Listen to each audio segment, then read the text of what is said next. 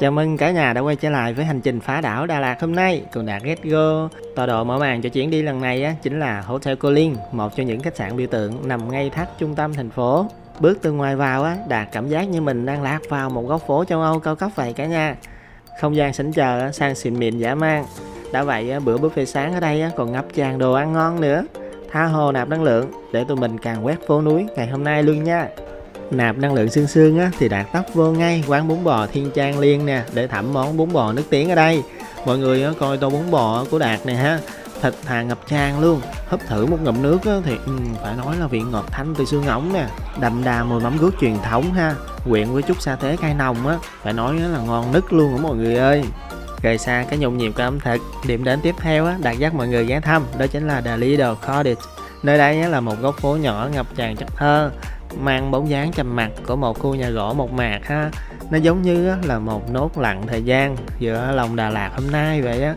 Đứng ở đây lắng nghe tiếng gió rì rào qua tán thông chạm tay vào những thớ gỗ cũ kỹ, Đạt cảm thấy tâm hồn mình như được xoa dịu, trở nên nhẹ nhàng và bình yên đến lạ kỳ luôn.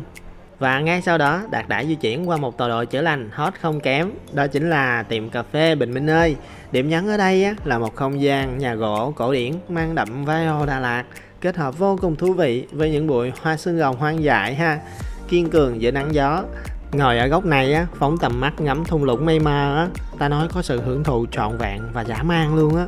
Và trong cuối chốt hạ hành trình đêm nay chính là quán Tụt Nướng, ngồi ăn nướng giữa các sương đêm lạnh buốt của Đà Lạt trong không gian sân vườn lãng mạn này là đúng bài nhất luôn.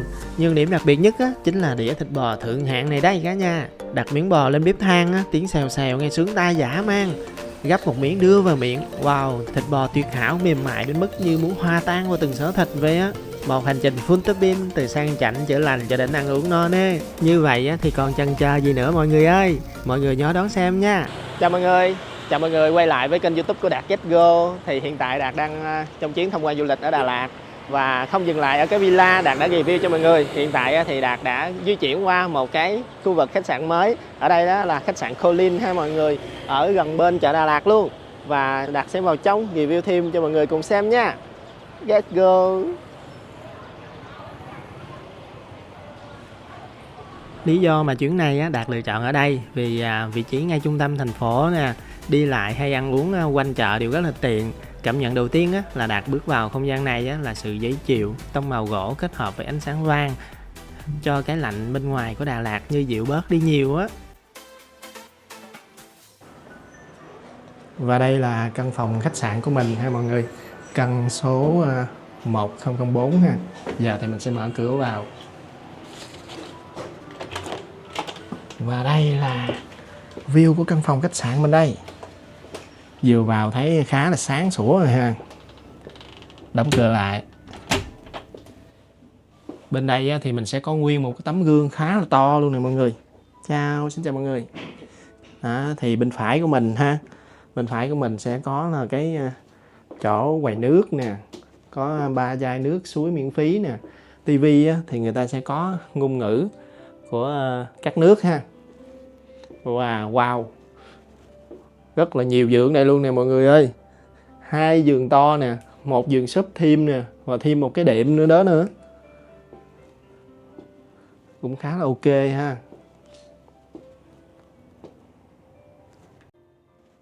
Ở đây thì chắc là nhà vệ sinh nè mọi người. Thì nhà vệ sinh này được làm một cái lớp kính ha. Ở bên đây là kính giống như là soi gương luôn nè mọi người. Bên trái của mình là cái quầy nước.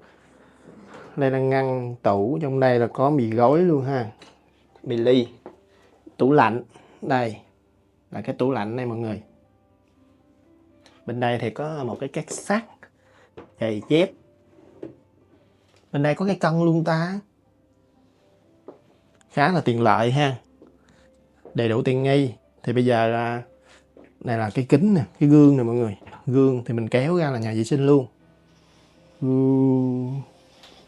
Wow, nhìn cũng khá là sáng sủa ha. Đây là không gian nhà vệ sinh của mình nè mọi người. Bên đây là phòng tắm ha. Bên đây là bồn tắm đứng nè. Đó, bồn tắm đứng. Còn cái này thì mình kéo qua ha. Kéo qua là khu vực chắc là bồn cầu á. Đây, ngăn thành hai bên ha.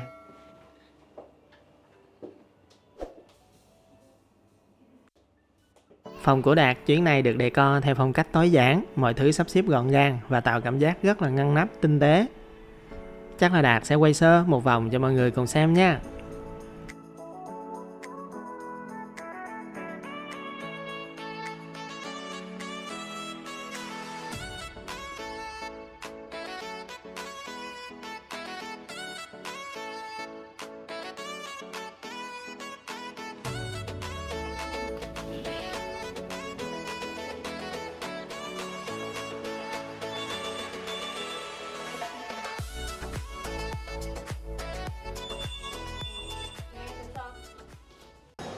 Khi mà mình đã check in khách sạn rồi thì không thể nào thiếu bữa buffet sáng đó mọi người. Thì sáng nay Đạt sẽ check in luôn cái bữa buffet sáng tại khách sạn Colin cho mọi người xem nha. Buổi sáng thức dậy ở Đà Lạt Đạt thường thích dành thời gian để thưởng thức bữa sáng một cách thông thả nhất. Hôm nay Đạt lên khu vực sân thượng của khách sạn để dùng buffet.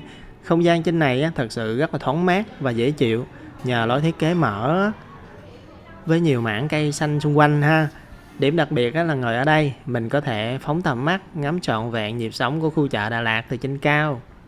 Nhìn dòng người đi lại tấp nập buổi sớm nghe tiếng gió thổi nhẹ bên tai, rồi nhâm nhi một chút đồ ăn nóng cùng ly cà phê thơm. Đạt cảm thấy đây là một sự khởi đầu ngày mới rất là trọn vẹn mà Đạt muốn lan tỏa đến mọi người. Sau khi mình rời khách sạn thì mình thấy nó thiếu gì đó thì mình quyết định ghé qua bún bò Thiên Trang. Thật ra những lần trước đi ngang đây Đạt đều né vì thấy khách đông quá luôn, không chịu nổi cảnh phải chờ đợi nè. Nhưng mà lần này Đạt tự nhủ là phải quyết tâm vào đợi bằng được để xem hương vị ở đây có gì níu chân thực khách đến vậy. Quán quá đông, đang ngồi đợi.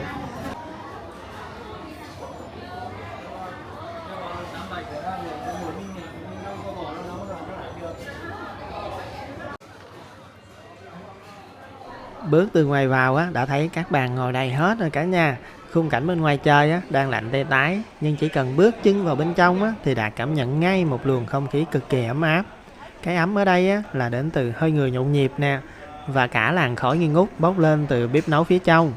Cảm giác đối lập đó là mình thấy dễ chịu và càng mong chờ tô bún hơn ha. Sau một hồi kiên nhẫn thì tô bún bò nóng hổi của Đạt đã ra rồi đây. Điều đầu tiên Đạt muốn chia sẻ với mọi người là phần nước dùng ở đây. Nước dùng rất là trong nha, vị ngọt thanh tự nhiên từ xương ống được ninh kỹ lắm luôn, chứ không phải là kiểu ngọt của gia vị nè. Mùi mắm guốc và sả thon thoảng nhẹ nhàng, rất vừa vặn chứ không hề nồng gắt ha. Còn phần topping miếng nạm bò được sắc khá là dày dặn, nhưng khi nhai thì rất là mềm, không bị dai chút nào. Riêng viên chả cua thì thơm béo nè, gân bò là giòn sần sật, ăn rất là vui miệng luôn. Giữa cái lạnh của Đà Lạt cho thêm ít rau sống ha, bào mỏng nè, nhắn nhá tí sa tế cay nồng, rồi xì sụp húp phần nước dùng ấm nóng này Đạt thấy công sức mình đứng đợi nãy giờ hoàn toàn xứng đáng. Một khẩu vị đậm đà nhưng lại rất thanh tao, thật sự rất đáng để trải nghiệm cả nhà. Hai mọi người, và tiếp tục cuộc hành trình tham quan và khám phá Đà Lạt thì hiện tại Đạt lựa chọn một cái địa điểm check-in mới mọi người. Tại đây thì giống như là mình vào một cái khu vườn nhỏ vậy ha, có những cái thiết kế rất là dạng như nhẹ nhàng nè, hòa quyện với thiên nhiên mọi người. Bên đây là một cái khu vườn mình order ha, nhìn rất là cưng luôn. Phía sau là cả một cái khu vườn nhỏ. Ở đây là có tên The Little Cottage. Thì khi mình vừa vào mình tự nhiên cảm thấy muốn hòa quyện với thiên nhiên luôn. Cây cối nè, vừa mọc tự nhiên nè, vừa được chăm bón nữa, và có nhiều cây, có những cái trái rất là nhiều luôn đó, và rất là nhiều khu vực để mình check in sống ảo luôn mọi người. Và bây giờ thì mời mọi người cùng theo chân Đạt nhé.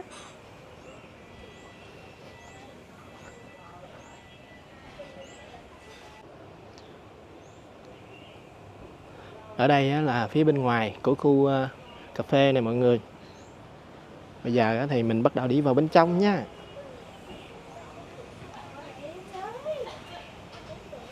Wow. Bên phải là những cái tiểu cảnh nhỏ này mọi người.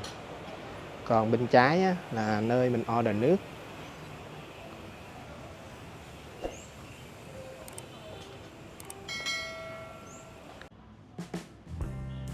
Ngay khi vừa bước qua cánh cửa để vào bên trong nhà, Đạt cảm nhận được một sự dễ chịu đến lạ luôn.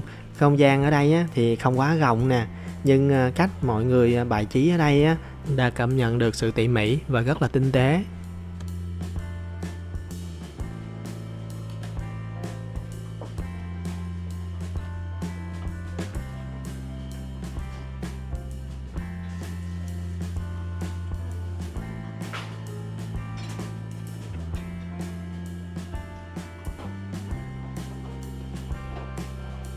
Điểm đầu tiên Đạt muốn dắt mọi người xem là khu vực quầy nước ở đây.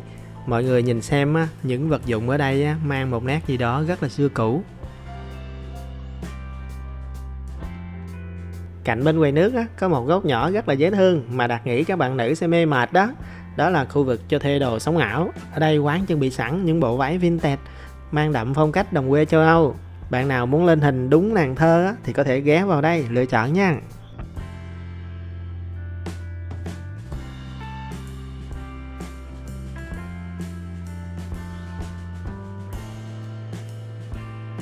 Đi sâu vào trong những ngôi nhà nhỏ trong khuôn viên Đạt mới thực sự kháng phục cái tâm của người chủ ở đây Mỗi một khung cảnh, một góc nhỏ đều được chăm chút một cách tỉ mỉ và tinh tế.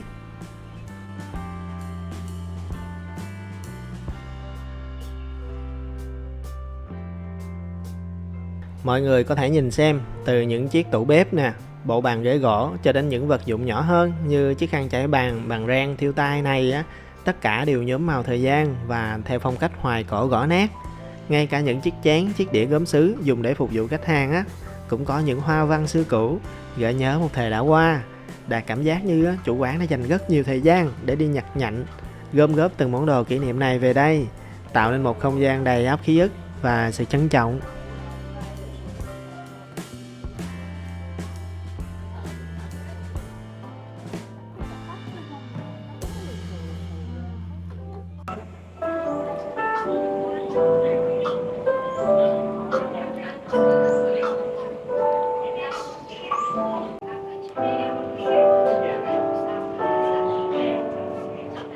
Bước ra khoảng sân vườn Đạt lại bắt gặp một tiểu cảnh picnic cực kỳ thơ mộng. Một tấm thảm trải dài trên cỏ, chiếc giỏ may đựng đầy hoa quả và những cuốn sách. Tất cả được sắp đặt tinh tế đến mức mình chỉ muốn ngồi xuống hít hà cái không khí trong veo này và tận hưởng một buổi chiều thật thông thả.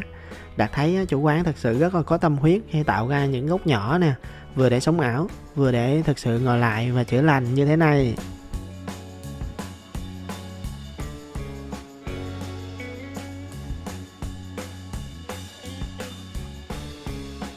Nạp đủ sự bình yên và có cả một kho ảnh sống ảo mang về rồi bây giờ Đạt sẽ chuẩn bị đưa mọi người đến một địa điểm tham quan tiếp theo trong hành trình ngày hôm nay nha. Tọa độ tiếp theo cũng là một không gian nhà gỗ kết hợp với vườn hoa xương rồng hoang dại siêu cuốn luôn. Cả nhà cùng lên xe và get go với Đạt nhé. Hai mọi người, Đà Lạt thì có những cơn mưa bất chợt và vừa có một cơn mưa thật là to luôn. Và hết mưa thì mình đi đâu? Hết mưa thì check in một cái quán cà phê khá là mới mẻ nè, cũng rất là đẹp luôn. Theo Đạt cảm nhận thì đây rất là đẹp ha. Những cây xương rồng cao thi cao như nè. Quán có tên là Hoa Xương Rồng. Thì Đạt sẽ quay một vòng sơ bộ cho mọi người cùng xem nha. Let's go. Khi bạn vào trong đây thì sẽ có mức vé là 75.000 cho cái vé vào nè, và có luôn một phần nước mọi người. Thì ở trên kia là có những cây xương rồng thiệt cao thiệt to ha. Dưới đây thì có cả một cái sân khấu mọi người ơi, đêm nhạc bình minh ơi. Theo Đạt được biết thì người ta sẽ trình diễn nhạc vào từ 7 giờ 30 đến 9 giờ 30. Hiện tại thì vừa mới hết mưa mọi người, nhưng mà mọi người cứ yên tâm nha. Nếu mình có đi ở đây thì người ta có chuẩn bị sẵn những cái dù này mọi người. Cũng rất là nhiều cái hàng ghế ha.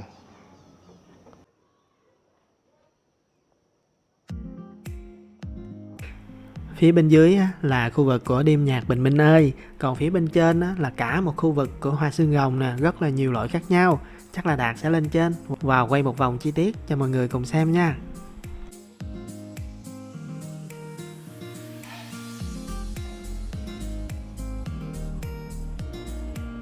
Điều Đạt ấn tượng đầu tiên khi vừa đặt chân đến đây không phải là view thung lũng, mà chính là khu vườn hoa xương rồng siêu đặc biệt này. Giữa một thành phố vốn dĩ lãng mạn và dịu dàng muôn hoa nở rộ, sự xuất hiện của một không gian ngập tràn hoa xương rồng như thế này mang lại một cảm giác rất mới mẻ, hoang dại và đầy sức sống.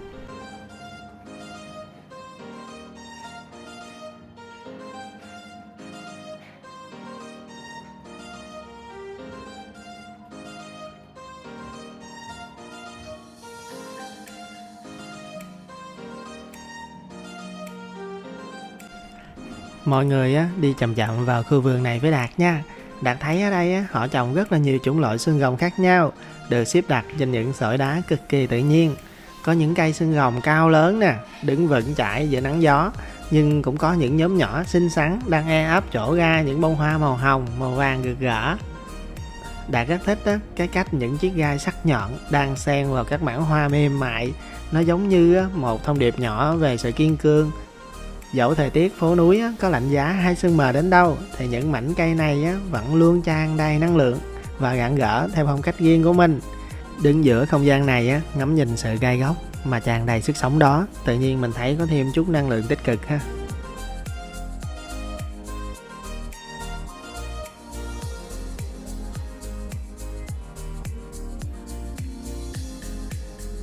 Ngắm nghía khu vườn bên ngoài đầy nắng gió đã mê rồi, nhưng khi bước chân vào không gian bên trong của khu vườn xương rồng này Đạt lại càng bất ngờ hơn trước sự tỉ mỉ của quán.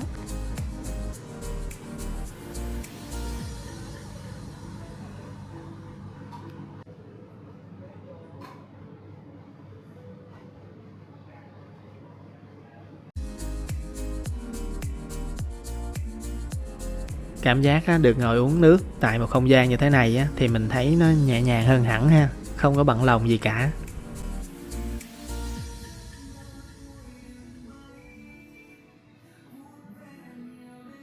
Cạnh khu vực hoa xương rồng thì có một khu vực nhà gỗ của bên Bình Minh ơi mọi người, thì mình có thể check in bên hoa xương rồng ha, và sẵn tiện đi qua bên khu vực nhà gỗ này luôn. Thì Đạt thấy quầy check in cũng khá là đẹp nè. Ở đây người ta sẽ trang trí cho mình 2 cái ghế ngồi để mình chụp thẳng ở ngoài khu vực phía núi luôn ha, nhìn rất là đẹp luôn. Ở phía bên kia là có một cái cặp ghế mọi người, mình ngồi đó mình chụp ảnh ha, giống như là nhìn ra vô cực phía sau vậy, cũng khá là đẹp và thích thú ha mọi người. Bên đây là đêm nhạc Bình Minh ơi. Ở đây mình nhìn xuống cũng thấy một cái sân khấu ở dưới ha.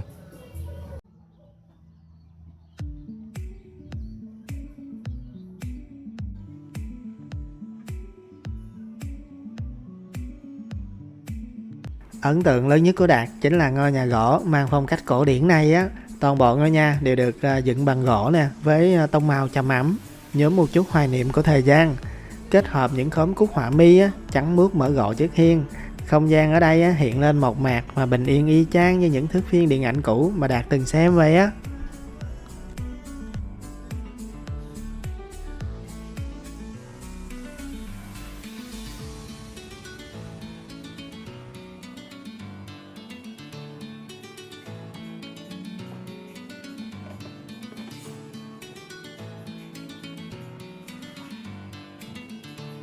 Khi bước chân vào bên trong căn nhà gỗ, cảm giác đầu tiên là sự ấm áp cực kỳ dễ chịu, đối lập hẳn với cơn gió se lạnh bên ngoài. Quán bày trí mọi thứ từ bàn ghế, góc ngồi đều rất từ tốn và có khoảng cách riêng để cho mọi người có thể trò chuyện hoặc là đọc sách.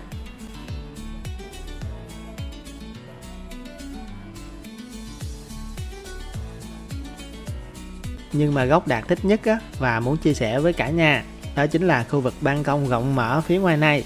Đứng ở đây mình có thể phóng tầm mắt ngắm trọn vẹn toàn cảnh thung lũng thông xanh và những dải sương mờ lơ lửng trôi phía xa. Giữa không gian lộng gió, lắng nghe bản nhạc acoustic nhẹ nhàng của quán và lặng yên ngắm nhìn sự hùng vĩ nhưng lại rất dịu dàng của Đà Lạt hôm nay. Đã thấy tâm hồn mình như được gột rửa sạch sẽ, mọi bộn bề công việc ngoài kia dường như không còn quan trọng nữa.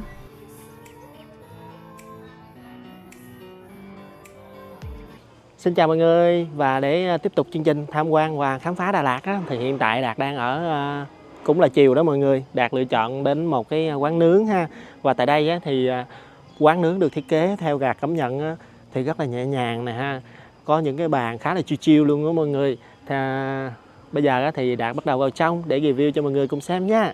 Quán này có tên là Tụt Nướng. Và địa chỉ thì dễ tìm ha, nhưng mà mọi người đến đây thì nó sẽ có nằm ở dưới một con dốc khá là cao á mọi người. Có gì mình đến thì mình chú ý nha. Đây là phía bên ngoài của quán nè mọi người. Thì hồi nãy là mình đi từ trên kia xuống ha. Ở đây là số 4 Trần Khánh Dư á mọi người. Thì mọi người đến số 4 ha. Thì nó cạnh bên nó có một con dốc á. Là ở đây nè.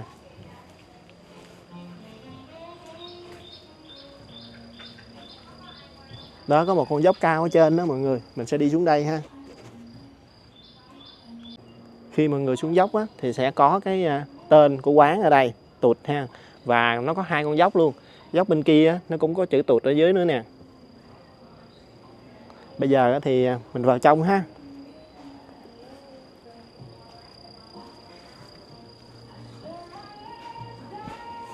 Bên trái này là cổng đi vào của quán đây. Mình sẽ vào trong. Một không gian khá là riêng tư ha. Mỗi người sẽ có một khu vực riêng đó mọi người. Đường vào trong nè. Đó. Nếu mà ai có đặt trước thì người ta sẽ thiết kế cho mình như thế này. Sinh nhật ha, hoặc là tiệc tùng á mọi người. Một bàn này ngồi thì 2 người, 4 người hoặc là 6 người.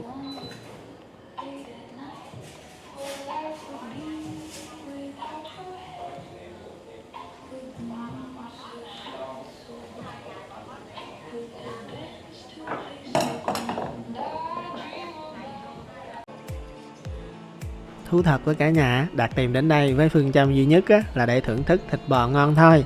Nhưng ngay khi bước chân vào không gian của quán Đạt hoàn toàn bị bất ngờ luôn. Nơi nào cũng được bài trí cực kỳ bắt mắt và tinh tế. Quán không đi theo kiểu ồn ào, xô bồ của những quán nướng thông thường, mà lại chăm chút vào từng góc ngồi nè, một cách rất là riêng tư. Những bộ bàn ghế ha, ánh đèn nè, rồi kết hợp với mảng cây xanh bao quanh nữa, tạo cho mình cảm giác như đang lạc vào một không gian hẹn hò lãng mạn, riêng tư của những cặp đôi tình nhân vậy á. Đứng ở đây thôi là thấy cái vai hồ nó nịnh mắt và ấm cúng dã man rồi.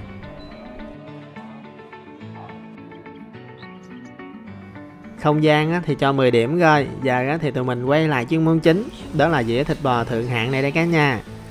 Mọi người nhìn thớ thịt đỏ tươi ha, vân mỡ đang xen đều đặn chưa. Đặt miếng bò lên vỉ tiếng mỡ xèo xèo nghe sướng tai dã man. Mời cả nhà cùng thưởng thức với Đạt một miếng nha.